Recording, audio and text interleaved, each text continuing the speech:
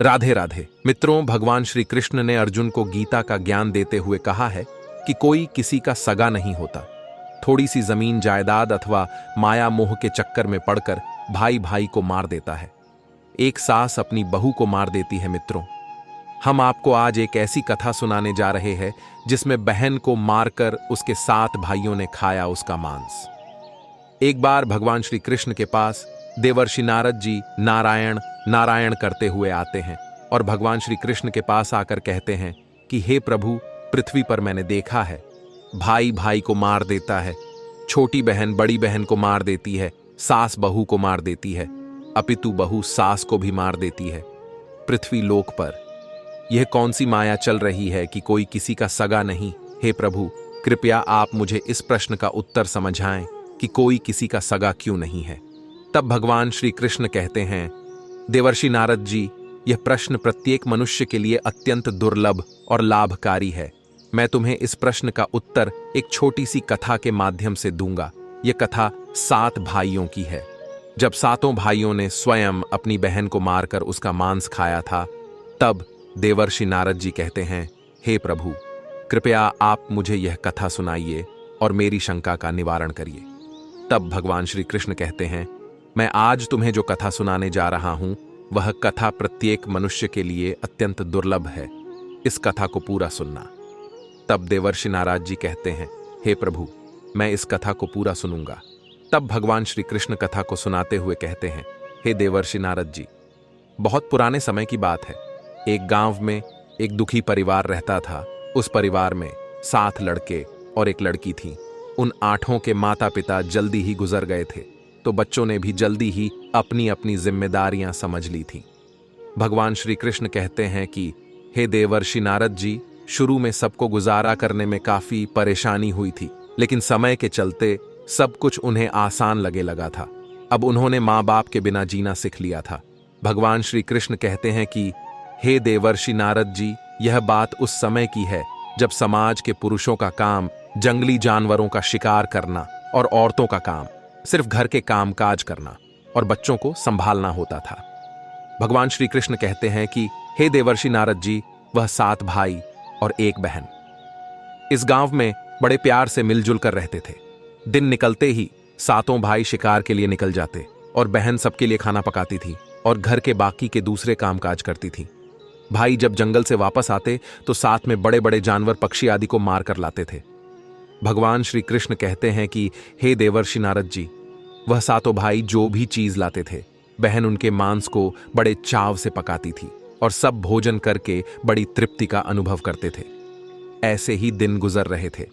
भगवान श्री कृष्ण कहते हैं कि हे देवर्षि नारद जी, एक दिन की बात है, 7 भाई जंगल में शिकार करने के लिए गए थे। शाम होने वाली थी। बहन सबके लिए खाना बना रही थी। जब वह सब्जी बनाने के लिए उस सब्जी को काट रही थी, तभी चाकू की तेज धार से उसकी एक उंगली कट गई। अब उस कटी हुई उंगली से खून की धारा बहने लगी। भगवान श्री कृष्ण कहते हैं कि हे देवर्षि नारद जी, अब बहन ने सोचा, यदि मेरे भाइयों ने मेरी कटी हुई उंगली देखी तो मेरे भाई बड़े दुखी हो जाएंगे। इसलिए उसने यह सोचा कि अपने भाइयों को यह बात नहीं बतानी चाहिए और उनसे छिपा कर रखना चाहिए। भगवान श्री कृष्ण कहते हैं कि हे देवर्षि नारद जी, उसने बहते हुए खून को अपनी ओढ़नी से पोंछना चाहा, किंतु उसने सोचा कि उसके भाई उसकी ओढ़नी में लगे हुए खून के धब्बों को देखेंगे तो मुझसे पूछेंगे। फिर उसने सोचा कि चलो दीवार पर पोंछ देते हैं, लेकिन फिर उसने सोचा कि दीवार पर खून को पोंछना ठीक नहीं रहेगा। उसने सोचा, अगर मेरे भाइयों ने देख लिया कि दीवार पर खून पोंछा हुआ है तो वह मुझसे अवश्य पूछेंगे और फिर मुझे बताना पड़ेगा और वह फिर परेशान हो जाएंगे। भगवान श्री कृष्ण कहते हैं कि हे देवर्षि नारद जी, फिर बहन बेचैन होकर इधर उधर घूमने लगी, लेकिन उसे कोई ऐसी जगह नहीं मिली जहां उसका बहता हुआ खून उसके भाइयों की नजरों से बच सके। इसलिए उसे कोई उपाय न मिलने पर उसने उसी सब्जी में जो खाने के लिए बना रही थी, उसी में अपना खून जो था उसे पोंछ दिया। शाम को जब 7 भाई जंगल से वापस आए तो बहन ने भाइयों के लिए खाना परोसा। भगवान श्री कृष्ण कहते हैं कि हे देवर्षि नारद जी, आज 7 भाइयों को सब्जी बहुत ही स्वादिष्ट लगी। सातों भाई अपनी अपनी उंगलियां चाटते रह गए और अपनी बहन की पाक कला की तारीफ करने लगे। अपनी तारीफ सुनकर बहन भी खुशी से फूले न समा रही थी।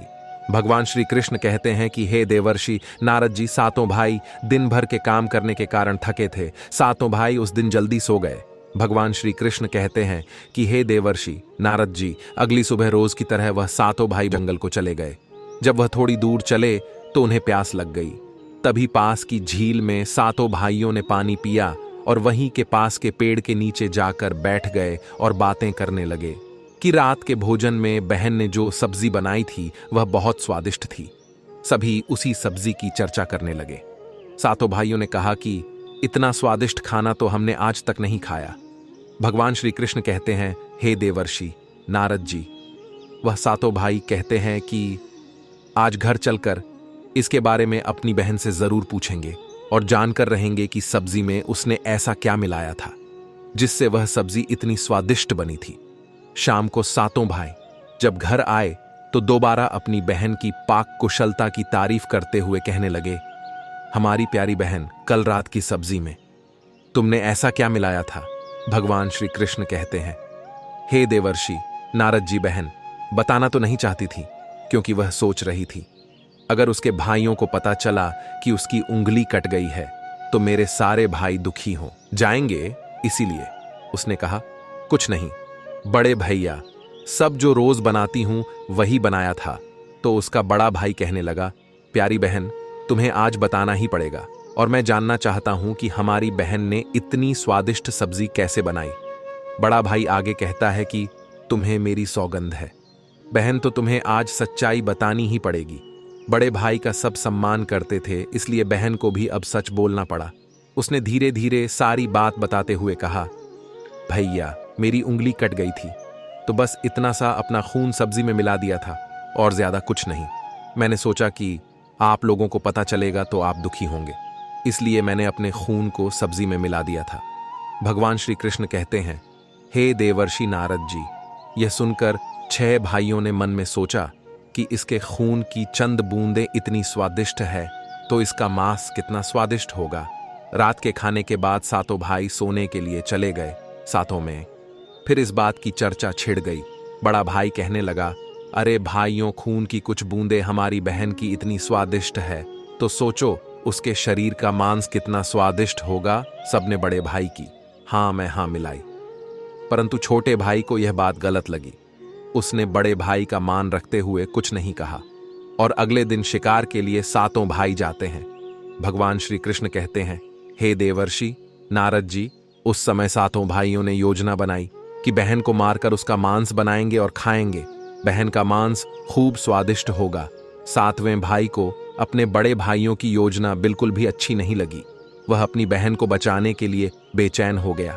वह खुलकर इसका विरोध तो नहीं कर सकता था क्योंकि 6 भाई एक तरफ थे और वह अकेला एक तरफ शिकार करने के बाद सभी भाइयों ने मिलकर एक टीले पर बांस के पत्तों का एक चबूतरा बनाया जिसे चांद कहते हैं। भगवान श्री कृष्ण कहते हैं, हे देवर्षि नारद जी, उसकी योजना यह थी कि बहन को बहला फुसलाकर यहां पर लेकर आएंगे और तीर मारकर अपनी बहन की हत्या कर देंगे और उसका स्वादिष्ट मांस खाएंगे।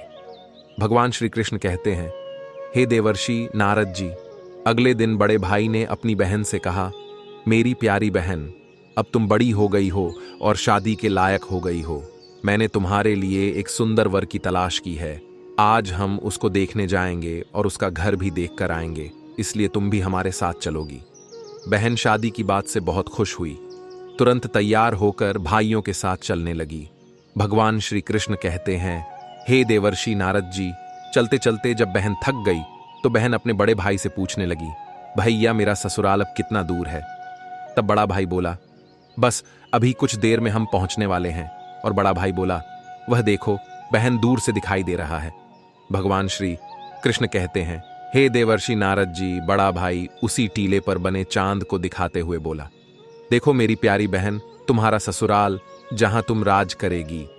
यह सुनकर बहन आनंदित हो उठी और चांद पर पहुंचने के बाद बड़े भाई ने अपने छोटे भाइयों को आदेश दिया, अपनी बहन को एक रस्सी के सहारे से बांस के खंभे से बांध दो। भगवान श्री कृष्ण कहते हैं, हे देवर्षि नारद जी, सभी भाई मिलजुल कर फुर्ती से बहन को बांधने लगे। बहन ने अपने सभी भाइयों को हत्यारे के रूप में देखकर बहन का हृदय हाहाकार करने लगा। वह ईश्वर को याद करते हुए कहने लगी, हे ईश्वर, अब तुम ही मेरा सहारा हो। मेरे सातों भाई मेरी हत्या करना चाहते हैं। इनमें से एक भी ऐसा नहीं जिसके दिल में मेरे लिए दया और प्रेम हो। सातवां भाई द्रवित हो उठा। बहन की पुकार पर वह तड़प कर रह गया। 6 भाइयों का प्रतिवाद करने का साहस वह नहीं जुटा पाया। बहन को निर्ममता से बांधने के बाद बड़े भाई ने सबको बारी बारी से उस पर प्रहार करने का आदेश दिया। भगवान श्री कृष्ण कहते हैं, हे देवर्षि नारद जी, बड़ा भाई सबसे पहले हाथों में धनुष बाण लेकर जब अपनी बहन पर प्रहार करने को आगे बढ़ा, तब बहन भाई के सामने हाथ जोड़कर करुण स्वर में कहने लगी, मारो मारो भैया, छाती में लक्ष्य करके तुम्हारा तीर जंगल को जाएगा। भैया मारो मारो भैया, छाती में लक्ष्य करके भाई ने कठोरता दिखाई हुए तीर चलाया, पर उसका निशाना तो अचूक था, परंतु आज विफल हो गया। भगवान श्री कृष्ण कहते हैं, हे देवर्षि नारद जी, उसके बाद अब दूसरा भाई तीर मारने को तैयार हुआ। बहन ने उसके आगे भी हाथ जोड़कर वही करुण रूपी गीत गा, या उसका भी निशाना चूक गया। इसी तरह सभी भाइयों ने बारी बारी से बहन की छाती को लक्ष्य करके तीर मारने की कोशिश की, परंतु बहन हर बार यही गीत दोहराती रही। 6 भाई लक्ष्य भेद करने में असफल रहे, तो अब 7वें भाई की बारी थी। भगवान श्री कृष्ण कहते हैं, हे देवर्षि नारद जी, उस 7वें भाई से 6 भाई कहने लगे कि भाई पूरी ताकत से तीर चलाना और बहन को एक बार में मार देना। यदि तुम्हारा निशाना चूक गया तो तुम जिंदा नहीं बचोगे, हम सब तुम्हें मार देंगे। भगवान श्री कृष्ण कहते हैं, हे देवर्षि नारद जी, बहन ने छोटे भाई की जान बचाने के लिए अपनी जान न्योछावर कर दी और अपने छोटे भाई को बचाने का निश्चय किया। वह ईश्वर से प्रार्थना करने लगी, हे ईश्वर, मेरे भाई का तीर मेरी छाती भेदने में सफल हो जाए। वह फिर करुण गीत गाने लगी, मारो मारो भैया, छाती में लक्ष्य करके भैया, छाती में लक्ष्य करके तेरा तीर मेरी छाती भेद जाए। मारो मारो भैया, छाती में लक्ष्य करके भैया, छाती में लक्ष्य करके। भगवान श्री कृष्ण कहते हैं, हे देवर्षि नारद जी, छोटे भाई ने तीर चलाया, उसका तीर बहन के मर्म पर जा लगा। वह दर्द से तड़प उठी। कुछ देर तड़पने के बाद उसके प्राण पखेरु उड़ गए। सातों ने मिलकर अपनी बहन का मृतक शरीर नीचे उतारा। 6 भाइयों ने मिलकर बहन के शरीर की बोटी बोटी काट डाली। बड़े भाई ने 7वें भाई को जंगल से लकड़ी और पानी लाने का आदेश दिया। छोटा भाई पानी और लकड़ियों लाने के साथ साथ कुछ मछली और केकड़े भी ले आया था। वह अंदर ही अंदर बहुत दुखी था। उसके भाई बहन का मांस बड़े शौक से पका रहे थे। छोटा बहन के मांस के साथ पकाने को डाल दिए, जिससे उस छोटे भाई ने अपने खाने का जुगाड़ कर लिया। भगवान श्री कृष्ण कहते हैं, हे देवर्षि नारद जी, चावल और मांस तैयार हो गया। छोटे भाई ने पहले ही अपने बैठने के स्थान पर एक छोटा सा गड्ढा खोद लिया था। उसने अपनी बहन के मांस को चुपके से उस गड्ढे में डाल दिया और मछली और भात खाने लगा। बाकी 6 भाई बहन की हड्डियां चबाने लगे तो छोटा भाई केकड़ा चबाने लगा। जब सबने बहन के शरीर का स्वादिष्ट मांस खाकर अपना पेट भर लिया, तो बड़े भाई ने 7वें भाई को कहा कि झूठ को साफ कर दो। तब छोटे भाई ने जो बहन की बची कुची हड्डियां और शरीर के अन्य भाग जैसे सर, नाखून, पंजे, इन सब को इकट्ठा करके एक गड्ढे में डाल दिया और ऊपर से मिट्टी से ढक दिया। कुछ समय बाद जहां पर बहन के मांस के टुकड़े डाले गए थे, उस स्थान पर बांस का एक पौधा उग आया था। धीरे धीरे वहां पर बांसों का झुंड बन गया। भगवान श्री कृष्ण कहते हैं, हे देवर्षि नारद जी, एक बार एक संत आए और उसी बांस के झुरमुट तले छुपकर मलमूत्र करने लगे। भगवान श्री कृष्ण कहते हैं, हे देवर्षि नारद जी, उसी समय आकाशवाणी हुई, संत दुर्गंध आ रही है, संत दुर्गंध आ रही है। बार बार यह आकाशवाणी सुनने के बाद संत ने झटपट उस स्थान को साफ कर दिया। भगवान श्री कृष्ण कहते हैं, हे देवर्षि नारद जी, उस संत ने झुरमुट में से एक बांस को काट लिया और अपने साथ ले गए। उस बांस को काटकर उस संत ने एक बहुत ही सुंदर बांसुरी बनाई और वह उसे बजा बजाकर दिन भर लोगों के घर जाकर भिक्षा मांगने लगा और बदले में खूब सारा उपदेश देने लगा। भगवान श्री कृष्ण कहते हैं, हे देवर्षि नारद जी, एक दिन की बात है। संत भिक्षा मांगने के लिए उसी गांव में चले गए जहां पर उस बहन के 7 भाई रहते थे। जैसे वह संत बड़े भाई के द्वार पर गया, जैसे ही संत ने बांसुरी बजाना शुरू किया, उसमें से आवाज आई, यही है दुश्मन सबसे बड़ा। नहीं बाजों बांसुरी बड़े भाई के घर, नहीं बाजों रे बांसुरी व बांसुरी। आगे बोली, दया प्रेम सब छोड़कर रिश्ते में यही दाग लगाया है। नहीं बाजों रे बांसुरी, यही है दुश्मन, सबसे बड़ा बांसुरी से यही। ध्वनि बार बार निकल रही थी। इस तरह की करुण आवाज सुनकर बड़े भाई के पसीने छूटने लगे। उसने अपने पत्नी से कहा कि इस योगी को तुरंत भिक्षा दो और यहां से विदा करो। उसकी पत्नी ने वही किया, योगी को तुरंत भिक्षा देकर विदा कर ली। इसी तरह योगी बाबा बारी बारी से 6 भाइयों के द्वार पर गए और उनके घर जाते ही बांसुरी ने स्वयं ही वही गीत बजने लगता। उन 6 भाइयों ने भी अपनी पत्नी को तुरंत ही कुछ भिक्षा देकर संत को विदा करने को कहा। उन 6 भाइयों के मन में डर समा गया कि कहीं अगर यह संत ज्यादा देर रुका तो पोल खुल जाएगी कि अपनी बहन की हत्या इन्होंने ही की है। अब अंतिम समय 7वें भाई के द्वार पर जैसे ही वह योगी पहुंचा, भगवान श्री कृष्ण कहते हैं, हे देवर्षि नारद जी, वह 7वां भाई अभी तक कुंवारा था। वह अकेले रहता था। जब योगी बाबा उसके द्वार पर उपस्थित हुए तो बांसुरी बोल उठी, बाजों रे बांसुरी, मेरे सबसे छोटे भाई के घर। मेरे छोटे भाई ने मन की बात में मैं छुपा कर रखी है। युग युग की भगवान श्री कृष्ण कहते हैं, हे देवर्षि नारद जी, वह बांसुरी बोली, यही है मेरे सबसे प्यारे भाई का घर। योगी की बांसुरी से इतने प्यारे और दिलचस्प गीत बजते सुनकर छोटे भाई ने उन्हें सम्मान के साथ अपने घर में बैठने के लिए स्थान दिया और जलपान से उनका सत्कार किया। उसके बाद छोटे भाई ने बांसुरी के विषय में चर्चा की तो योगी ने बांसुरी के जन्म की कहानी छोटे भाई को बताई कि कैसे उसने बांस को काटकर बांसुरी बनाई है और कैसे आकाशवाणी हुई थी। छोटे भाई ने उस बांसुरी को उस योगी से मांगने की प्रार्थना की तो योगी ने उस छोटे भाई को वह बांसुरी सौंप दी। भगवान श्री कृष्ण कहते हैं, हे देवर्षि नारद जी, योगी के चले जाने के बाद अब छोटे भाई ने बांसुरी को अपने बिस्तर के सिरहाने की तरफ साफ सुथरे स्थान पर धूप दीप जलाकर सम्मान के साथ रख दिया। कुछ दिनों के बाद छोटे भाई के घर में परिवर्तन दिखाई देने लगे। जब वह काम से घर लौट कर आता तो सारा घर साफ सुथरा होता था। जब रोज रोज यही बात दोहराने लगी तो छोटे भाई ने अपनी भाभियों के घर जाकर पूछा कि भाभी, मेरी गैर हाजिरी में आप लोग मेरे घर की साफ सफाई करते हो क्या? सभी भाभियों ने जवाब दिया, हमें अपने घर के कामकाज से तो फुर्सत नहीं है, तुम्हारा घर कैसे साफ करेंगे? भगवान श्री कृष्ण कहते हैं, हे देवर्षि नारद जी, छोटे भाई ने निश्चय किया कि आज वह छुपकर देखेगा कि उसका घर कौन साफ करके जाता है। इसलिए छोटा भाई आज काम पर नहीं गया और वह घर के एक कोने में छुप गया। घर सुनसान होते ही जहां पर बांसुरी स्थापित की थी वहां से उसकी बहन की शक्ल की एक लड़की निकली और उसने घर का सारा काम किया और फिर उसी बांसुरी में समा गई। भगवान श्री कृष्ण कहते हैं, हे देवर्षि नारद जी, छोटे भाई ने यह सब देखा तो उसे अपनी आंखों पर विश्वास नहीं हुआ। फिर छोटे भाई ने यह बात अपनी बड़ी भाभी को बताई। बड़ी भाभी ने अपने छोटे देवर को समझाया कि जैसे ही लड़की बांसुरी से बाहर निकलेगी तुम उस बांसुरी को आग में डालकर जला देना, फिर उस पर तुलसी जल छिड़क देना, फिर देखना क्या होता है। भगवान श्री कृष्ण कहते हैं, हे देवर्षि नारद जी, छोटे भाई ने बड़ी भाभी के कहे मुताबिक काम किया। उसने लड़की के निकलते ही बांसुरी को आग में डाल दिया और लड़की पर पवित्र तुलसी दाल का छिड़काव किया। तुलसी जल के स्पर्श से वह लड़की मानव रूप में आ गई। भाई ने देखा वह तो उसकी प्यारी बहन है। उसने अपनी बहन को गले से लगा लिया।